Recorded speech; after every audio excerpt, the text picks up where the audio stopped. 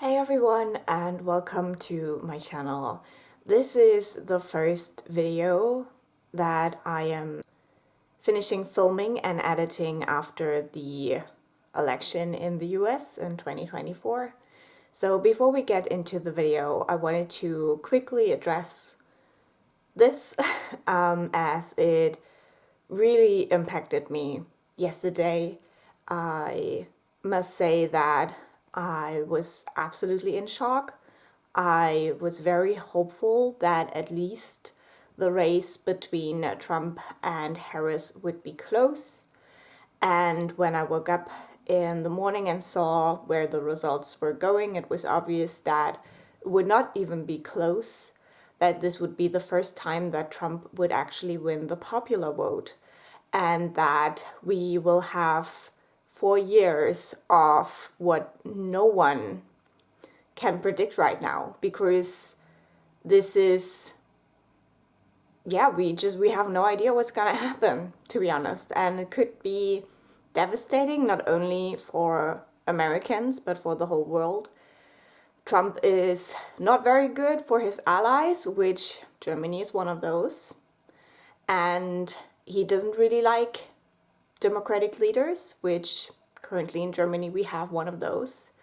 So this is going to be interesting, to say the least. And it is an experiment that I never wanted to see in my lifetime, but we will see it now.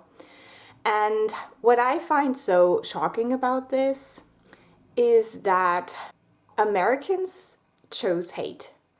I know that in the next couple of days there will be this fun little blame game that we all do after something like this happens, and a lot of people will blame progressives, will blame Republicans, will blame Harris, and I don't think that the Democrats or Harris are at fault here.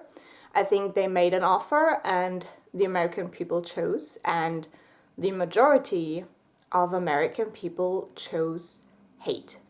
They had the choice between a woman and Donald Trump, and they chose Trump. They chose hate. They had the choice between a black person and Donald Trump, and they chose Trump, and they chose hate. And no matter what we're going to discuss in the next couple of weeks and months, that is what happened. People would rather choose misogyny, sexism, and racism over a person who could actually be a good leader. And I don't know where you stand on this. If you've voted for Trump, I don't think you will enjoy my content, because I am very far on the left with what I believe. I'm a sociologist, so that usually comes with very left views. And yeah, that's just something I wanted to say, because I have to deal with this shock somehow. You will all have to deal with this in some way or other. The US is too big to not impact the whole world with their decisions, unfortunately. And that is also something where we see that maybe the way the world works is not so great, because single countries can have such big impacts on everyone. And yeah, it's just really frightening. And then yesterday also the German government kind of collapsed. So we will also have elections very early next year, which could be a good thing or a bad thing, honestly, because if Trump's weird tariff policies go into place, this could really fuck up our economy here, which could also lead to more votes for populist parties. So maybe having the election early next year would also not be a bad idea. I don't know, but it's not going to go well. I can already tell. So yeah, this world is kind of fucked up right now. I hope wherever you are, whatever you're doing, I hope you're doing well. I hope you're coping. I hope we will all get through this somehow, but I know that many of us also won't, and that is horrible and terrible. It is the most vulnerable of us that might not make it through this, and we have to keep that in mind. And I say this from a position of privilege, but I wanna devote my life to fighting hate, fighting discrimination, fighting, marginalization of people. And that's just what I want to do. So I wanted to address this before we just continue talking about books here. And this video is also supposed to be cozy. We'll get to that in a second. But yeah, I think that's all I'm gonna say. I'm never as eloquent as I want to be when I talk about these things, but I also didn't want to completely gloss over it and pretend the world is just books. Because our world is not just books. Books are important. I think books can be so helpful to give us perspective, to help us understand how other people perceive the world, how they feel, and to build empathy within us. I think books can be amazing to explore how the world could be. That's why I love fantasy. We can create worlds where we play through different ideas. We can create worlds where there is no homophobia, where there's no transphobia, and we can play around with that idea. We can create worlds where the Dark Lord has won, and we can see what would happen, like how humans would cope with that. And that's why I love books. But books are still written in the real world, and that's where we are too. So we'll have to deal with that as well. So yeah, that's the little intro. Now we are doing a little bit of a time travel, because most of this vlog was actually filmed in the beginning of this year, when I had no idea what would happen, and I was in a different dark place. I mean, this year, like 2024, has been one of the shittiest years of my life. I've had a toothache for over 2 months with like multiple treatments that were painful, and I was in pain so much this year. My grandfather passed away, so I was grieving for so much of this year, and still yesterday was one of the worst days that I have had this year. So I think that says a lot. And yeah, that's where I was at the beginning of this video. In the middle of my toothache situation. So yeah, let's talk about books. Hey everyone, and welcome back to my channel. Today I wanted to start a fun vlog that is inspired by one of my favorite TV shows, and that is the Miss Fisher show. I never know what it is actually called. But I love this TV show, and I found that there's books. I think the books came first. So for a while now I've been meaning to try the books and then read similar books to that, to see whether I can find a book series that gives me the same cozy feels as the TV show gave me.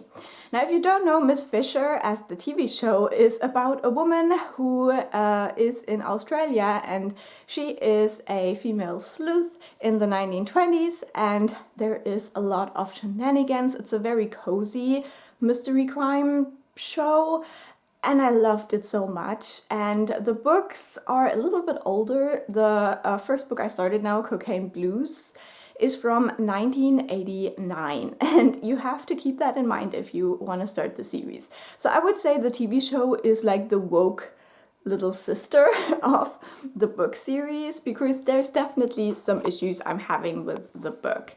So I'm now halfway through, so the way this video will work is I will read 3 books that fall into this 1920s cozy mystery genre. And I'm starting with Cocaine Blues. I don't know what the other ones will be, but you will be informed about that as soon as I know it. But for every book, I will update you when I'm halfway through and then when I'm finished, to let you know how I felt. For Cocaine Blues, this is basically the first episode of the TV show, if you've seen it. So the mystery is basically the same. Now, it has been a while since I've watched the show, so I don't really mind. I still feel like it is engaging, and I don't remember like every detail of it. But we're basically following our main character of Phryne Fisher, who is a very independent woman.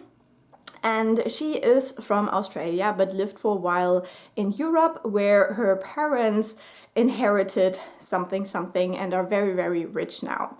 So this book is very much like rich people propaganda. It talks a lot about how nice it is to be wealthy, and it also has many like problematic remarks about people who are not wealthy. So for example, after a party, when Phryne decides to walk home instead of calling a cab, she talks about how she has a gun to protect herself from the hungry unemployed that might attack her and stuff like that. So it's not that great. There is also other things. For example, when she asks Dot to be her maid, she slips her a sleeping pill secretly because she has decided that the girl needs to rest. And so you have to prepare for quite a few of those things. Also, when they arrive in Australia and see the white people living there, they say, oh, that's the natives. I'm like, no, that's not the natives. And it's just Australian white people. So yeah, just a lot of that, like a lot of like icky, weird side comments that you would make in the 80s. And I try to just, ignore those. It will definitely drag out my rating for sure, but I don't want to like not enjoy the mystery because of those remarks. So the mystery is pretty much the mystery of the first episode of the show. So we're following this case where Phryne goes back to Australia to find the daughter of one of the friends of her father, who has this mysterious sickness. And as you can guess from the title of the book, this might have something to do with cocaine.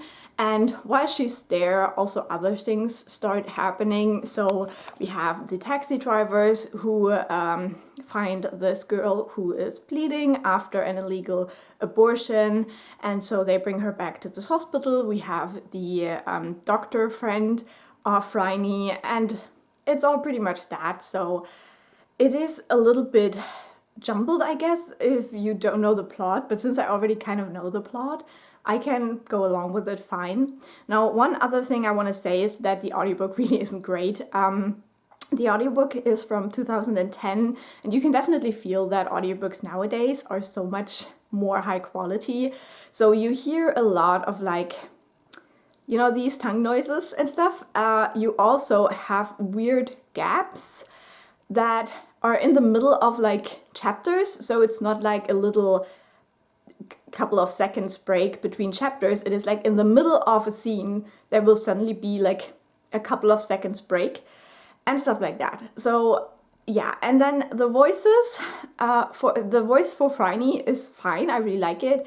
But all of the other voices are terrible, so terrible, and especially the accents. So, for example, there is some dancers who are from Russia, but they've been in France for a while, so they speak French better than English.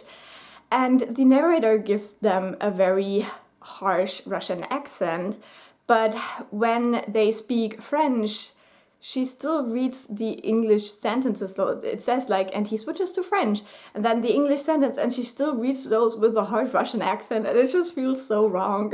I really don't like that. So wouldn't necessarily recommend the audiobook so much. I'm still gonna finish it. I have 3 hours left, so I'll update you when I've done that.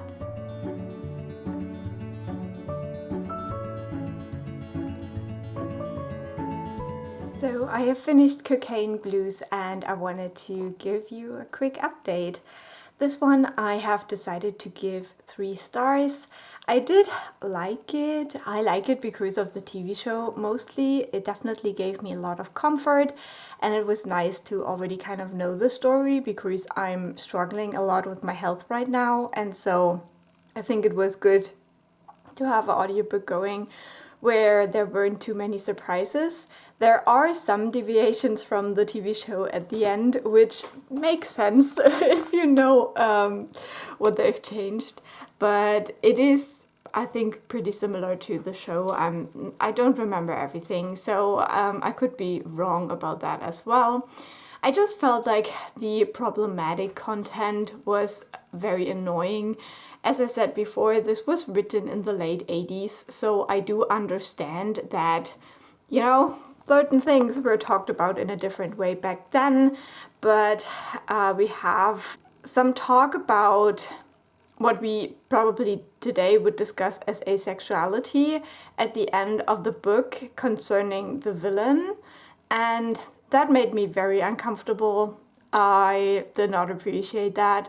So definitely keep in mind that this book is, you know, a reflection of when it was written. I'm really intrigued to see how that changes with the newer books, because there are newer books as well. So I will probably continue on with this series at some point, but for this little experiment I want to try 2 different series that are also like cozy 1920s mysteries. So I don't have like immediate plans to continue with Phryne Fisher.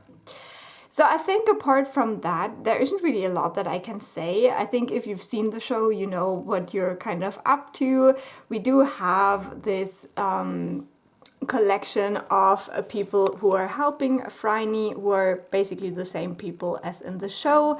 So it is really fun to see those, and especially Dot, which is one of my favorite characters. I feel like she's a little bit different in the show, but then there's these little moments that just reminded me of her. Like, for example, she's afraid of the telephone because she thinks she will get electrocuted when she uses it at first. And I thought that was just so cute and funny. Then we also have the taxi drivers and the doctor, and then obviously the detective, but we didn't really see a lot of Detective Inspector, whatever he's called, Robinson, in this book. So I'm intrigued to also see how that progresses with the books. Because obviously with these like cozy mysteries, I think the characters around the main character solving the crimes are always very important. That's like half of the story, I would say, compared to the other half, which is the mystery. Now, the mystery you can definitely guess along. It is written in a way that if you don't know what is happening, you can definitely make some guesses. And it's not too far-fetched who the villain in the end is. So I really enjoyed that as well. Now the cat is very unhappy with me. I don't know if you can see her back there, because I went back to the office for half a day today. Since I've been struggling with my health, I have been staying home more than I thought I would this week.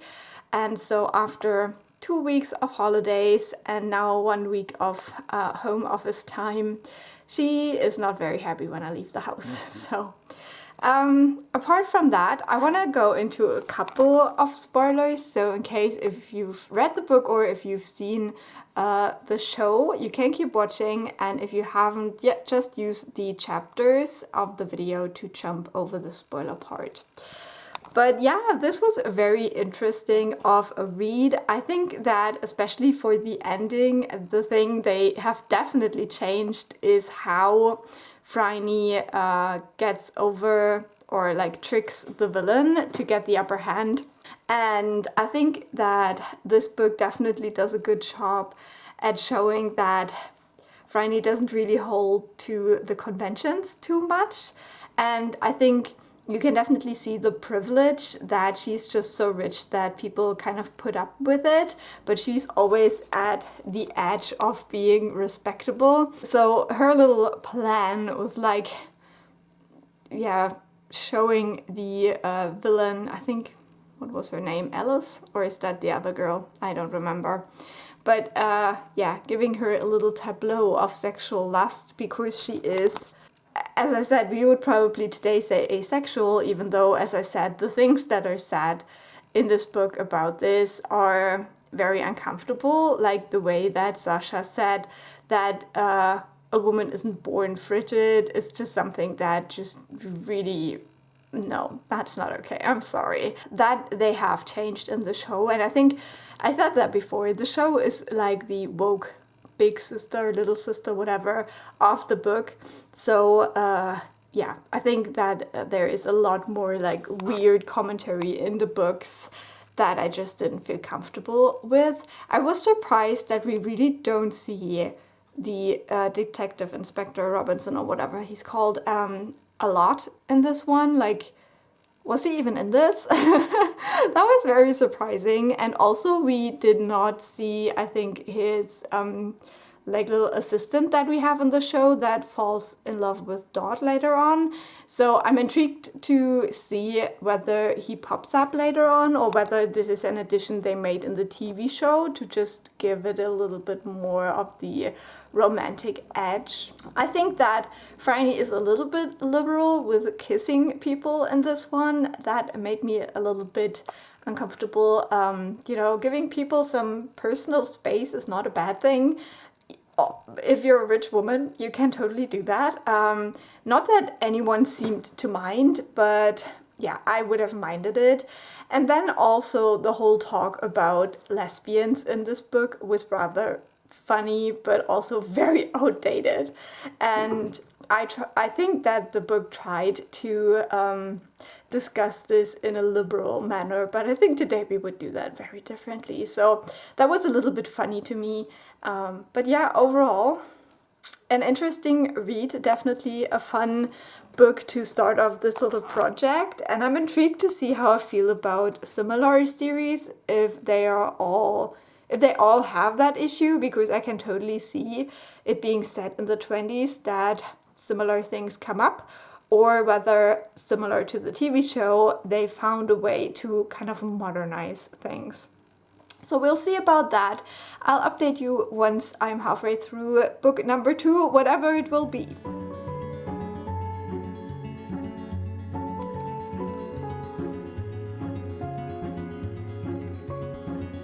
I'm now more than 50% through Death at Wentwater Court by Carola Dunn, and I thought I'd give you a quick update. This book was published in 1994, so it is a little bit newer than the Miss Fisher first book, and this is the first book in the Daisy Dalrymple series, something like that. She has a very odd last name. Like, whenever they say it in the audiobook, I think it sounds normal, but when I read the word, I'm confused. There's just confusing stuff in that word. But yeah, we are following Daisy, who is a young woman in the 1920s in Britain, I think. I think this one is set in Britain. She's some kind of like nobility as well, but she doesn't really have a good relationship with her family, so she's trying to stand on her own. And to do that, she is writing newspaper articles about family estates in Britain. And so she goes to Wentwater Court to write about the house. But when she gets there, there is a murder happening, as you can guess from the title.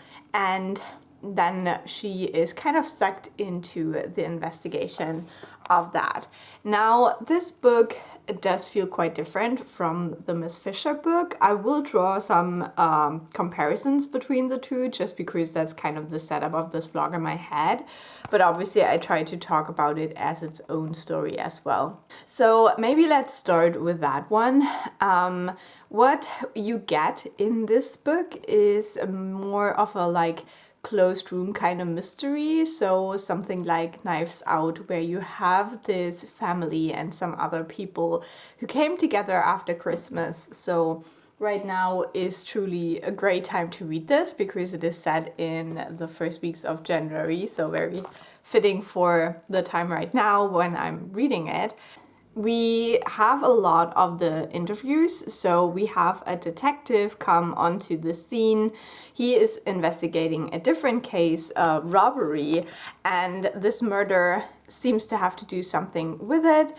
So we see a lot of his investigation when he is interviewing this family and the other people who stayed at the house during the time when the murder happened. And so this is much less of an adventure. Like with Miss Fisher, you have like all of these different things happening, and she's going to parties and she has her like accomplices and stuff. And it just feels more fun, more adventurous, where in this one we are really focusing in on the mystery, and it is very much focused just on finding out who did what. We don't have these great side characters that we can come to love. We only have the detective and Daisy to really focus on. Now there is a little bit of romantic attraction between the two, and we do get parts of the book that are from the point of view of the detective Alec. So it's not only Daisy's perspective that we're following, and this like romantic plotline is kind of cute because they're not supposed to be together because she's more highborn than he is, but they do find each other quite attractive. And apart from that, they're interviewing the people, they're trying to figure things out. And so you have like the family drama of the 20s where there's like gambling and debts, and there's a very heavy like stepmother plotline where the new wife of the head of the family is causing some difficulties for the other family members, basically. So I'm really enjoying it. It's easy to follow along. It is a little bit hard to keep track of the people because we don't really learn too much about them. They're all just the suspects, and I think that way you can kind of guess along quite well if you like that sort of thing. But especially with the audiobook, the names are just a bit much for me personally. And I feel like the young men in this family, they're all kind of the same to me. I just can't tell them apart. But that's just my problem. So overall, I'm having a fun time listening to this, and I'm intrigued to see how the mystery resolves. But there's one more thing I wanted to mention, and that is that similar to Miss Fisher, we do have some problematic comments in this book. I feel like because we have this like very clear-cut mystery setup, that they're not so very common, but obviously we do have the big class difference between the characters, and the portrayal of the staff that keeps the house running is from a point of view that is privileged. And then also there was like this one very icky scene where a plantation owner is described as being very business savvy, and that Daisy, our main character, liked him from the first moment when they interacted, and so that was very uncomfortable. And it's a character you're supposed to like, and he's introduced as a plantation owner, so not that great. But yeah, it is a 90s book about the 20s, so that was kind of expected. And so far there haven't been many other scenes like that, so we'll see how it goes. And I'll update you when I finish the book.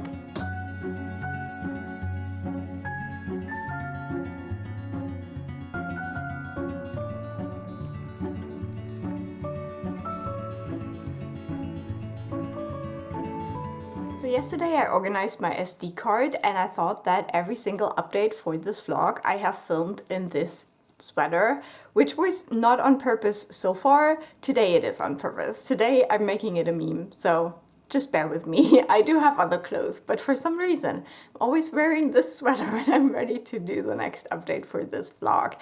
And last night I finished Death at Wentwater Court, and unfortunately the ending was such a disappointment. You can't even believe it. Like, I was like enjoying this one quite a bit. I was ready to give it 3 stars, and then the ending happened and some of the comments happened, and I decided to give it 2 stars because it just was not okay.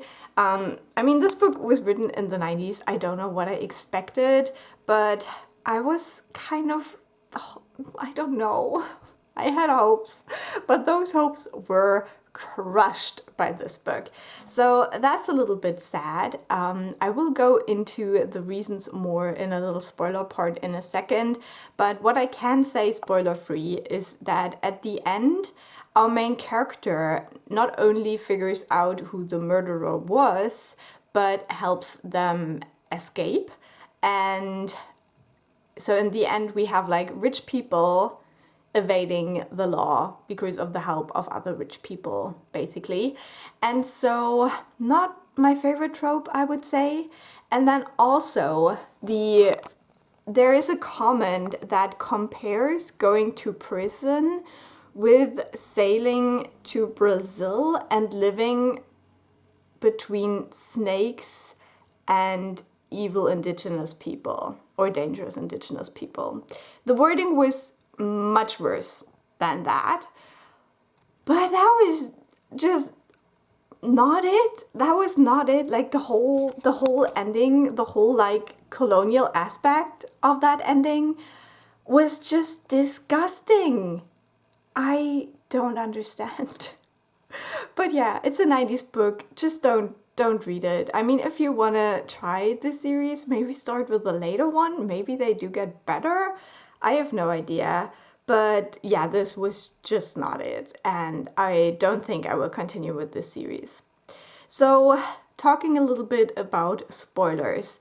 What we actually have at the end is an attempted rape scene, which is not my favorite. I don't know. I just prefer if evil people don't have to be rapists to show that they're evil.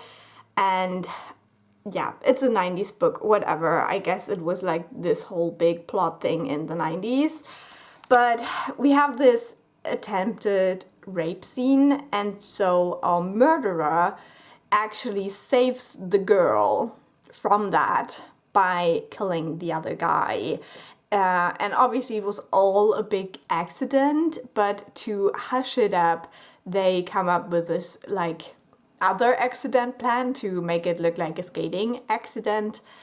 And honestly, like, yeah, maybe if you are rich people and you murder someone, your first thought is, oh my god, this can't be self-defense, so I better not call the cops. I have to save the family prestige and name. I don't know. That's just not what I would think in such a situation, maybe, hopefully. But yeah, apart from that, then our main character, Daisy, figures out this whole plan where our actual murderer will sail to Brazil to work there for his plantation-owning uncle, who is the very kind business-savvy man we've met in the first couple of chapters of the book. And then, when Daisy discusses this with the detective, she's like, well, basically it is the same thing. It's like, it's almost more horrible than going to prison to have to live in Brazil with snakes and dangerous indigenous people. And I'm like, God, who wrote this? Who wrote this? And then they have this like weird discussion where the detective is like, yeah, I don't like it when rich people are above the law. And she's like, yeah, maybe you just call the person who is your boss and ask them what they think. And so he's like, oh yeah, that's a great idea. And obviously the boss is like, oh no, like the father of the murderer is like my good friend and it's all right, just let him sail. Brazil is awful. He's punished enough. I read a whole book for that and I did not like it. So 2 stars it is, would not recommend, and I don't think I will continue on with this series. But we'll have one more book left for this vlog, so maybe I'll be back in the sweater, or maybe I will forget about it before I get to that one. We'll see. I'm taking a break now from these mysteries. I'm taking a break.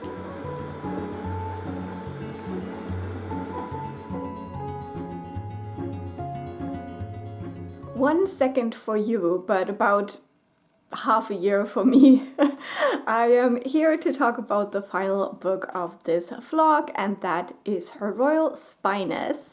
Now, with this one, I have to do a little bit of a disclaimer. I don't know if I mentioned it at the beginning of the video, but this is not set in the 1920s, but in the early 1930s, so we are already after the Great Recession, I think it's called in English.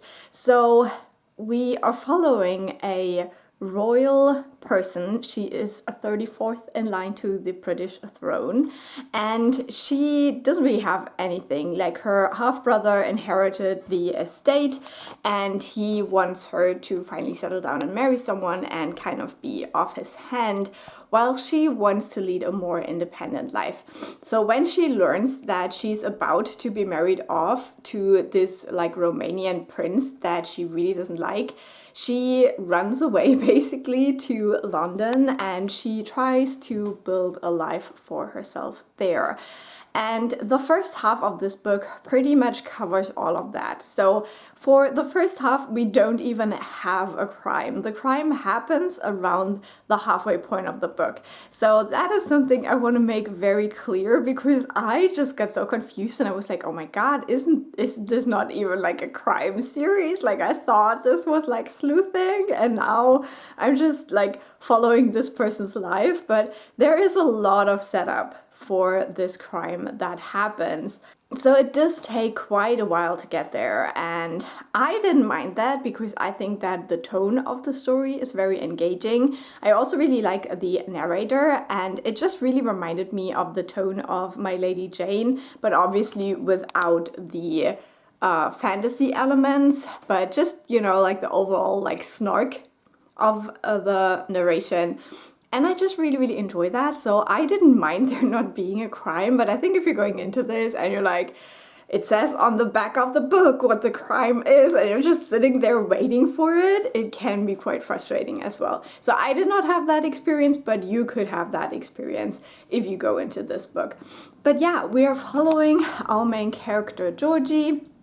As she is in London, she meets this mysterious Irish rogue character, and he is a potential love interest. I do not mind like a good Irish accent, so I think again with this book, like the audiobook, we have like a ton of different accents, and I love that shit. So we do have this Irish character. Our main character Georgie is part Scottish, so oftentimes when she calls home you will have characters with Scottish accents.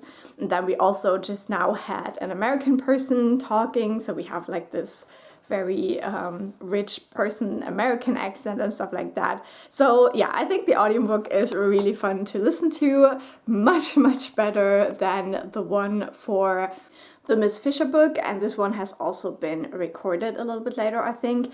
So yeah, I'm having a grand old time with this book. I'm really enjoying it. I'm intrigued to see now how much sleuthing we will actually get into this last half of the book, because there really isn't that much time left to solve a crime. So I'm intrigued to see how that goes, but so far, just from the tone and everything, I think this might be my favorite of the bunch. Now, since this is set in the 30s, there are some kind of problematic things that are said, but I feel like it is nowhere near the level of the previous book I discussed.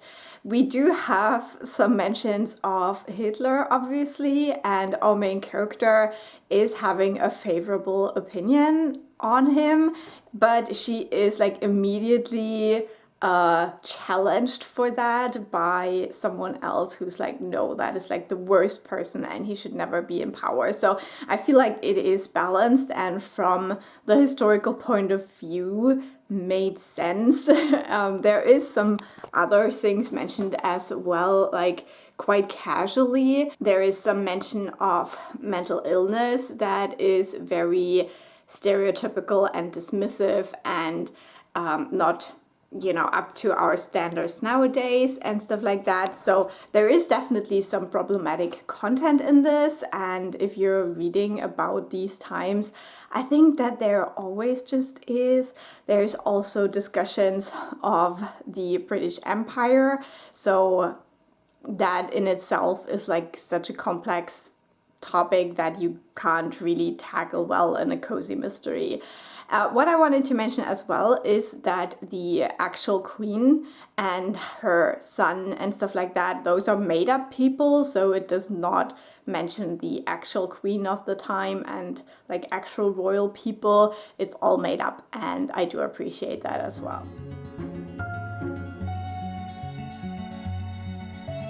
So So we have made it to the final clip of this video.